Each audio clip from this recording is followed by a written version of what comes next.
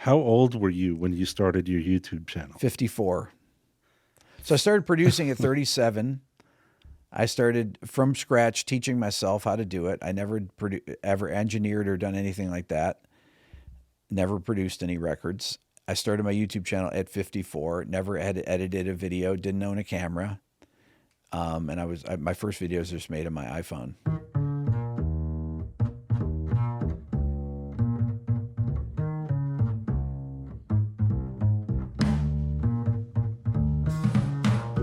Welcome back to another episode of Second Act Stories. I'm your host today, Scott Merritt. And I'm Scott's co-host, Andy Levine. We've got a great episode today.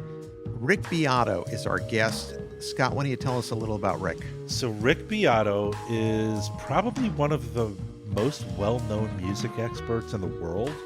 And that's thanks to his YouTube channel called Everything Music. He's got somewhere in the neighborhood of 3.5 million subscribers to date. That's a lot of people. An unbelievable audience. So because he's on YouTube and he's got really interesting videos, you ever go to work in the morning and you see somebody who kind of shows up dragging a little bit, their eyes are bloodshot, they're moving kind of slow? That's pretty much most of my office, most days. Right. And that's been me also. And there's a good reason for it, because I think there's a better than average chance that most of those people got stuck in a Rick Beato YouTube rabbit hole and couldn't stop watching. He's really interviewed some amazing people. I mean, it's just a laundry list of the biggest music stars. Yeah, Sting, Peter Frampton. I mean, I don't even want to. I'll do a disservice to the list if I try to name anybody more.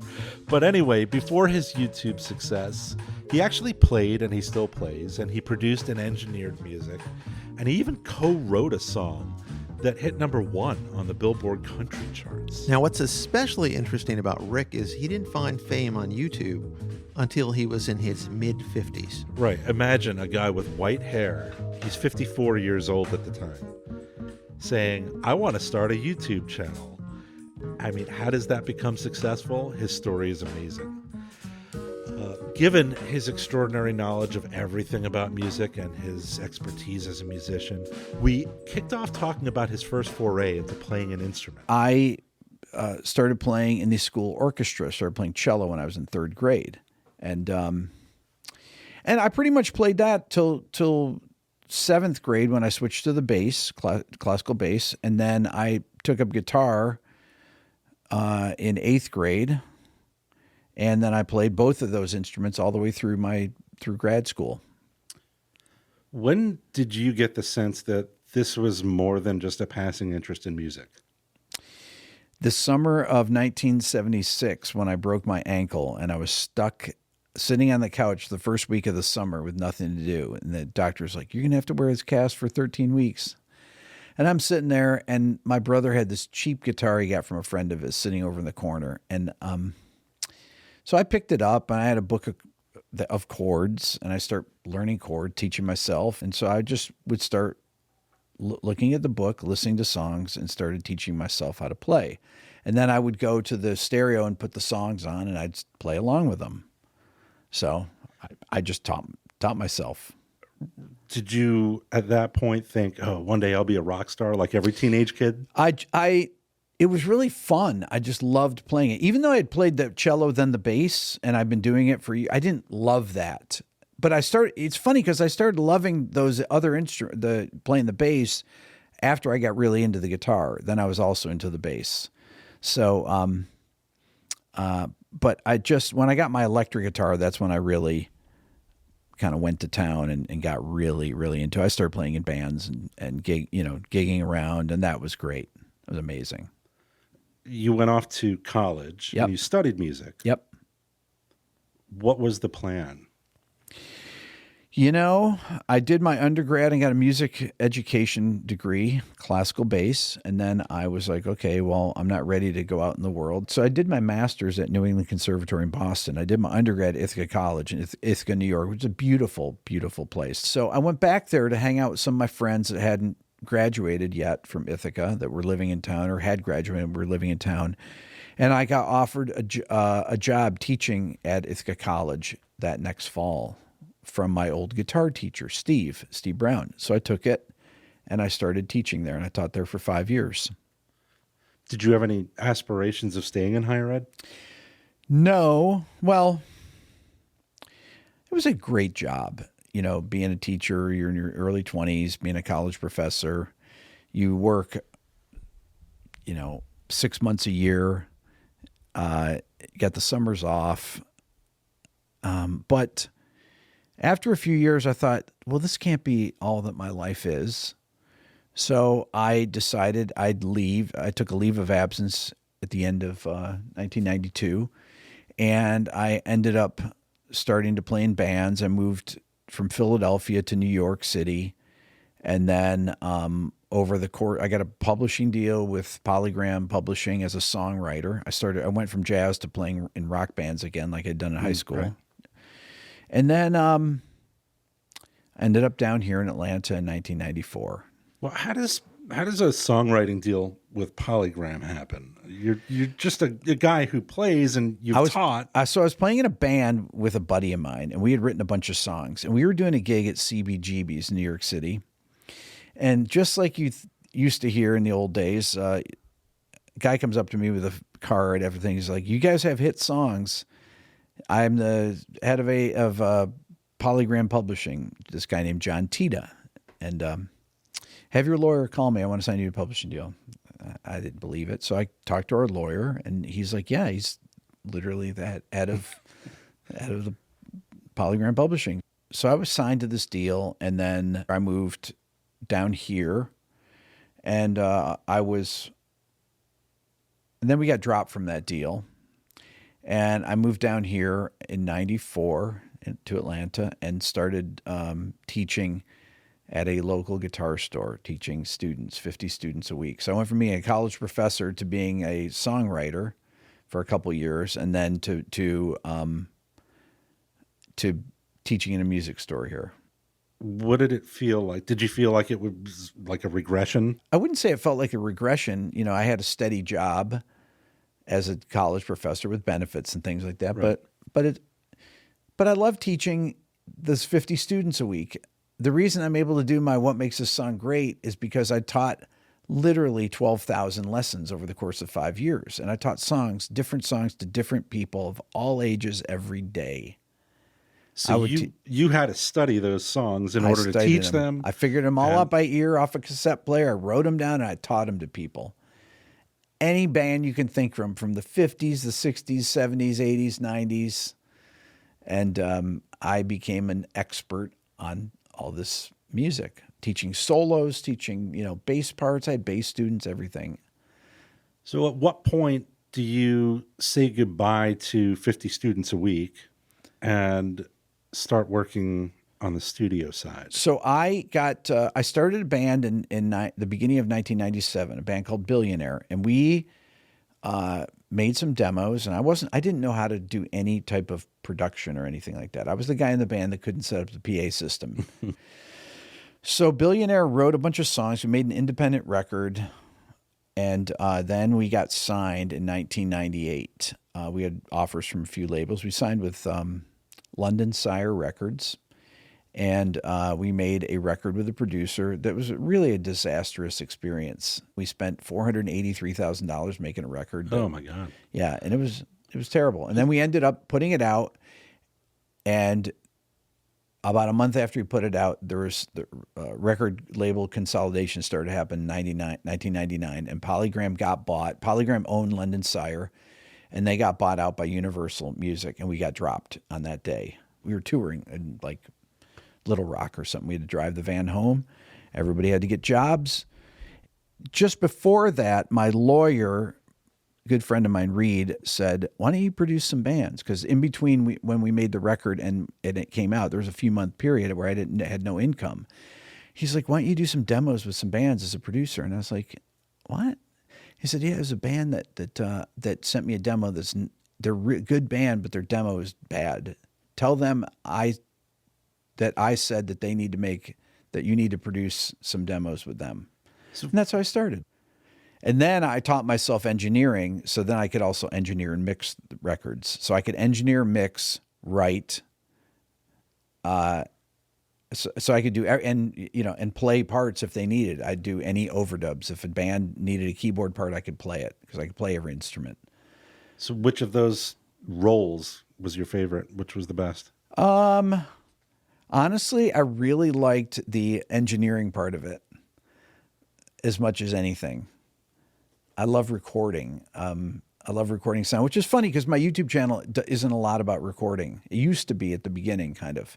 But the What Makes a Song Great series is about production, really, and songwriting. What's more important when you're acting as a producer, to have a background in music theory or the ability to be a musician? Music theory doesn't really play that much of a role, except if you're in a pinch and you are, need to think of something that someone else might not think of. It can be helpful, but being a good producer is really about having good taste. So let's fast forward a little bit. You've got plenty going on without YouTube involved, right? Where do you find the time to do everything? I work 100 hours a week. That's a common theme with people who are successful. What prompted you to start a YouTube channel? So I was, it's interesting. I had an assistant that my engineer, Ken, nickname is GL. Now in 2014 and 2015, I was doing a lot of singer-songwriter records where I was playing everything, and I didn't need him to engineer because I had to sit at the computer and I'd be playing the parts myself and working with just the artist. And so there wasn't, so I thought, well, I'm going to give him something to do. So I got some friends of mine that were musicians around town, and I thought, well, I'm going to have him film videos of them. Now, I wasn't in any of the videos. And so we started filming videos for a YouTube channel. I've never really talked about this. I always forget about this. And he made about 100 videos or so. And one of the guys was Rhett Shull, who was my intern, who has a YouTube channel too. And then that kind of, we stopped doing that in about 2015. We never put any of the videos out or did anything with them. They're on a hard drive somewhere. Mm-hmm.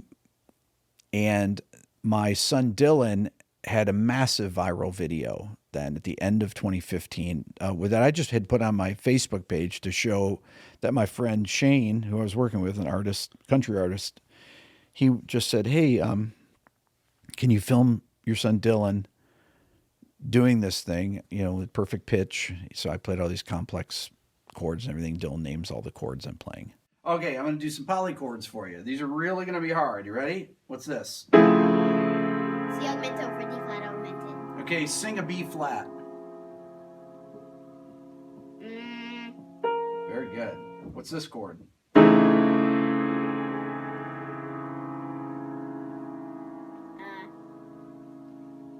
flat major over A major. Great. Sing an F sharp. Excellent. What's this chord? A minor over D flat major.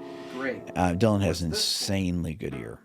So, unusually good ear, right? That people had never seen anything like this. And it got 80 million views or so. How old was he when you did this? 8. Yeah. So, I just put up my iPhone and I was going to a school board meeting at my kid's school. And I was like, Dylan, come on down here.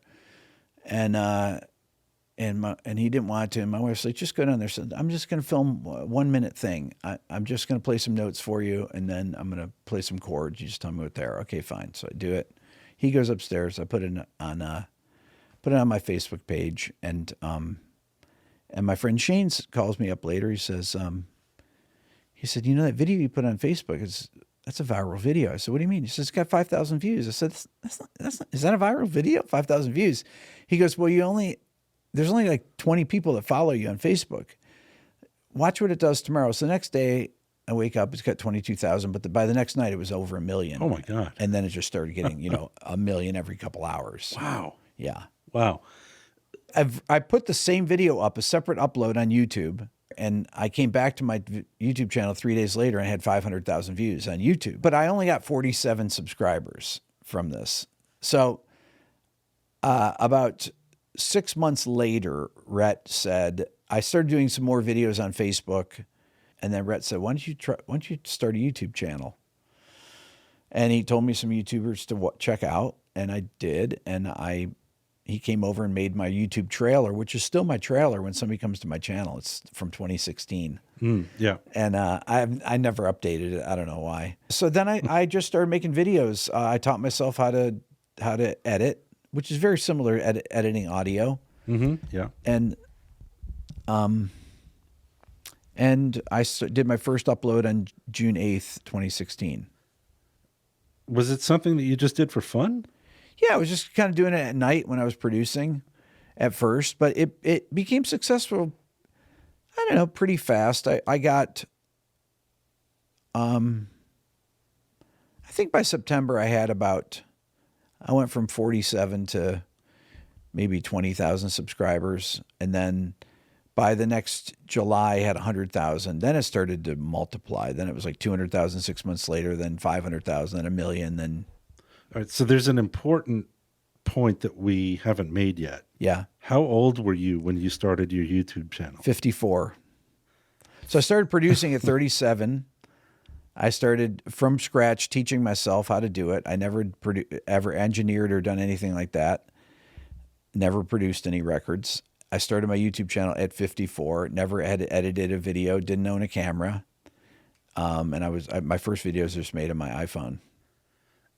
Internet stardom is generally reserved for teenagers. Right. Right? Yep. So what is it that makes a guy with white hair successful on YouTube? Well, that was the thing, is when Rhett said, you should be a YouTuber, I said, nobody's going to watch a guy with white hair on YouTube. That was actually literally my response. But that was actually not true. There are plenty of YouTube content creators, right? There's zillions of them out there. What's the lightning rod that caused yours to catch fire? I don't know. I mean, I have a series called What Makes a Song Great. When I started doing that it was the end of January. It was January 28th, I think, was my first upload. I did a Blink-182 breakdown. And from that day, I started getting 1,000 subscribers a day minimum. And that just has never stopped. At what stage did you go, this is something. This is something that's going to bring me good revenue? Well, I stopped producing in, I think in September of 2016, because I basically replaced my production income with YouTube stuff I had a book, my Beato book that I've been selling since the beginning. It was a PDF at the time. Now it's a full-blown, multimedia video course. And I would sell the PDF. It's strange, but I don't sit around and watch YouTube or sit around and watch Instagram or TikTok or anything like that. I'm not that interested in that. I watch my friends' channels, and that's about it. Right. Was it surprising that it took off in the way that it did? Yeah. I don't really dwell on it too much. I remember sitting around with my wife and kids down here in the studio and watching the thing turn over. I hit 1 million and 1 million subscribers, and that was fun. But I've gotten to interview all these legends: Sting, Brian May. I just interviewed Steve Gadd, the drummer. I've interviewed Pat Metheny, Keith Jarrett, all these idols, musical idols of mine. That Peter Frampton. Oh my God, all these people that I have, whose records I had listened to forever. Getting to meet them and ask them questions and stuff. It's so fun. People who now know your name. Well, right? So let's talk about your content for a minute. You've mentioned some of the interviews. You've mentioned some of the different kinds of videos that you do. It's all focused on music, right? Your channel's called Everything Music. Yeah. You come up with some of the most appealing topics that there could possibly be. I mean, it's like, I mean this in a positive way, and it's for lack of a better term, but it's like total clickbait, right? How do you come up with ideas that are so irresistible, so consistently? It's kind of like writing songs. It's, there has to have a hook. I mean, every video needs to have some type of a narrative. So it's all like mini stories. And I'm a storyteller, I guess. I never thought of myself as that, but a lot of my biggest videos, I'm talking to the camera, not even playing anything. And I just tell stories. Right. But I mean, so all these, top 20 I love acoustic making guitar lists. intros. and Don't we things all like make that. lists like that? It's kind of like knowing baseball records or basketball records or football records. It's I like ranking things. It's like sports. Does the well ever run dry? Do you ever suffer from writer's block? No, Never. I like too many genres of music from all different eras: classical music, jazz, rock, you name it, metal, all different types, country. If it's great, I like it. Yeah. If it's bad, I'll find something interesting about it. Do you have any idea?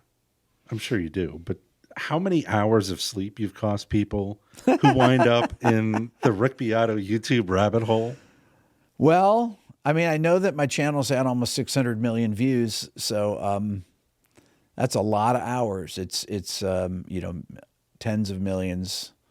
I think it's, I don't know, 6,000 years if you put all the watch time together. I could actually look it up, but it's something like that. Wow. Yeah.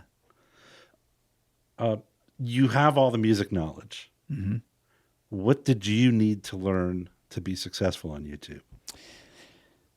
When I was going to make my first video, I started talking to the camera, and I did a little test thing, and I sent it to my brother Mike, my oldest brother, and his wife Jackie is a anchorwoman on the Buffalo News. I was like, how am I doing? Mike is used to this stuff. He's like, you got to look at the camera. Talk to the camera straight on like it's a person. Okay. And then I do another little clip and I send it to him. He's like, yeah, that's good. And that was That was it. That was my media training right there. It was like, 5 minutes. Look at the camera, talk to it like it's a person. Okay. And just like that. Yeah. Yeah. Talk to me about the grind of producing videos for YouTube. It's time consuming, the editing parts. I have all these unfinished interviews. Some of them are, my Daniel Lanois one is 3.5 hours, 4 hours long, and I have to do it. I can't let anyone else interview or edit it because they don't know what to take out. Isn't it? So you do that editing on your own. I do. How big a team do you need? I just have Billy. That's it. Nobody ever wants to call their shot, right? But do you ever get the sense that, oh, this one's going to be great? Or no, I never know. I have no idea how any video is ever going to do. No idea. I had one video that I made that I knew was going to do well, and it did pretty well. And I thought it was a very creative one. It's the one where I did the recreation of Stairway to Heaven, and I played a solo like Peter Frampton. My friend Phil X did a solo like Eddie Van Halen, and then Eric Johnson did the third solo, but his style. And we put it out the day before Eddie Van Halen died. And that was a really special video. It's probably got 3 million views or so. so from the outside, making YouTube videos seems like all fun, right? What's hard about it? Just it's time consuming. Actually, the editing part is time consuming. That's it.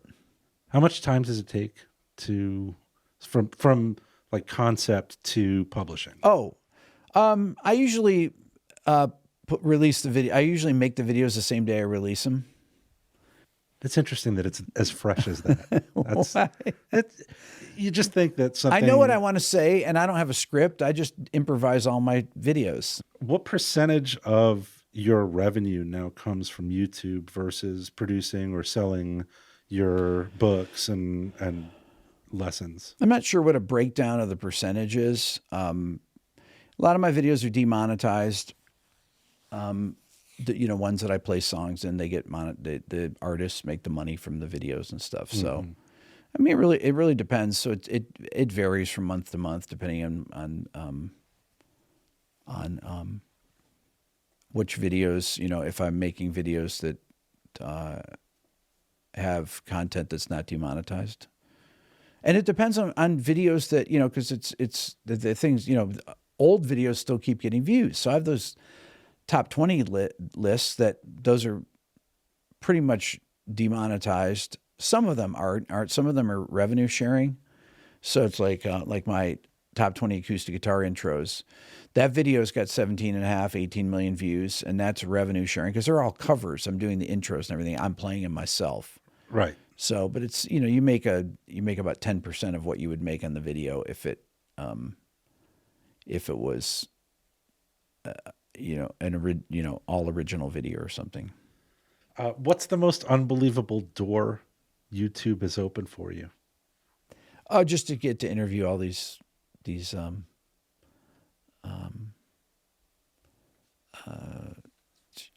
incredible. I got to meet Joni Mitchell. I got to meet Sting and Brian May, and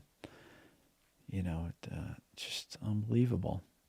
Yeah, Keith Jarrett, Pat Metheny, all these my heroes. I'm going to shift gears here for a second. Yep. You have a very distinct look. Okay.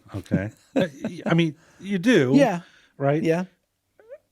Anybody who knows, who is familiar with your work would recognize you like in an instant. Yes.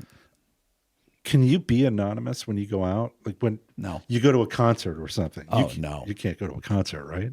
No. I mean, I don't like to go out to concerts anymore. I mean, it's if it's somebody that I've done videos on or interviewed, I mean, everybody, a lot of the people know me, and it just keep coming up to you all the time. And it's nice. I mean, I'm always nice to people. It's great to be, to talk to people, meet people, but it can be, having to if you're, if I'm with my wife or something, she, I don't want to subject her to that. She's rolling her eyes and everything. She's like, oh, brother. So you were always a behind the scenes guy. Yeah. Right. What's it like to be in? It was weird because I never let anyone take my picture or record me on video. No bands. I have no pictures with any of the bands I've ever worked with, because I wanted to be behind the scenes. I don't want anything about me. That's a pretty extreme level of staying behind the scenes. It was, there's no pictures of me of any real, I mean, maybe a couple bands that I produced, but most of the bands that I worked with, I never let take my picture. And here I am on YouTube. Right. Here you are. It's totally recognizable. So strange, right? Something happened in 2021 where you wound up becoming a member of a very elite club that includes Peter Frampton, Slash, Gary Moore, B.B. King, Tony Iommi, Leroy Parnell, when Gibson issued the Rick Beato signature Les Paul that we're looking at right here. How on earth did that come about? So I post a lot on Instagram, and my Instagram would grow, 20,000 followers a month and stuff like that. And it would be all guitar teaching stuff. And a lot of the big guitar players followed me on Instagram. My Instagram gets hundreds of thousands of views, some millions of views, just like my YouTube channel. Right. And Cesar, who's the one of the owners of Gibson, called me up and he says, Rick, what do you think about having a signature guitar with Gibson? I was like, nah, I don't know. No, I don't think so. I don't do any endorsements like that. He's like, come on, you wouldn't want to have a Gibson guitar? And I said, well, it's great, but it's kind of against my brand. I don't do any endorsements of anything. And he goes, well, okay, if we were to make you a guitar that you don't own, is there a guitar that you'd like? And I said, I would love a Pelham Blue, matte finish, double cutaway Les Paul Special. I have my yellow one that I play, my TV yellow one that I play a lot. I'd love a Pelham Blue one. He goes, well, that could be your signature guitar. And I was like, I don't know, I'll think about it. And he said, I'm going to have Heather, who was head of artist relations at the time. I'll have Heather call you and talk to you. So I talked to Heather and I said, well, what if I could give away the money to charity, my portion of the money? Can we do that? She's like, yeah. I said, okay. So everything goes to Save the Music. It's a charity that Gibson works with. And so all the money, all of my profit goes to that. What would you say are the keys to success for someone who's in their 50s, like you were, and has an itch to make a career change, maybe even making money on YouTube? Anybody can do it if they're, I think if they're a really good storyteller, if they're a compelling storyteller, or they can write a great script and make thoughtful content, and they deliver it, I think, in an honest way. I think that's the thing, is being yourself.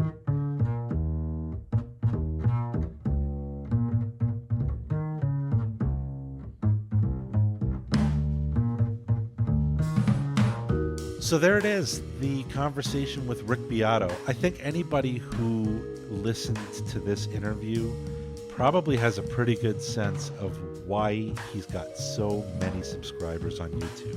3.5 million people is a lot of people.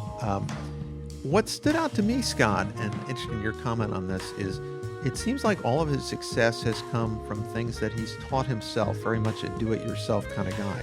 Yeah, it was always around music, right? He started playing as a young child, and he had a real affinity for it. He went to college and grad school for music, and he taught music. So it's always been around music, but he seems to have seized really cool opportunities when they presented themselves. So, like, Rick didn't start engineering, or didn't even know how to engineer until he was in his 30s. And then it wasn't until he was in his 50s and he had a viral video with his son that he even thought about starting a YouTube channel. That's the amazing part of this story to me. When I think of YouTube content creators, I usually think of people in their early 20s, and here's someone having great success on the channel, and he's 54 years old. Yeah, along comes a guy with white hair who just turns everything upside down and surprises people at every turn. But, you know, I think what we can attribute that to is his ability to tell a story, his compelling content, and honestly, his authentic self. I mean, he just is who he is, right? He knows his stuff. He's got all the knowledge, all the expertise, and he shares it, and he's just really into it. So that authenticity, I think, plays a big role. I agree. Let's take it home, Scott. Sure thing. Andy and I are always on the lookout for more people to profile on Second Act Stories. If there's somebody you'd like to suggest as a candidate, we want to hear from you. Please visit our website at www.secondactstories.org. Click on the nominated guest box at the top of the homepage and send us your submission. If you like the show, please rate us. That helps others find the show, and we're grateful for you spreading the word about Second Act Stories. Absolutely. We hope you'll keep listening. There are more Second Act Stories just around the corner.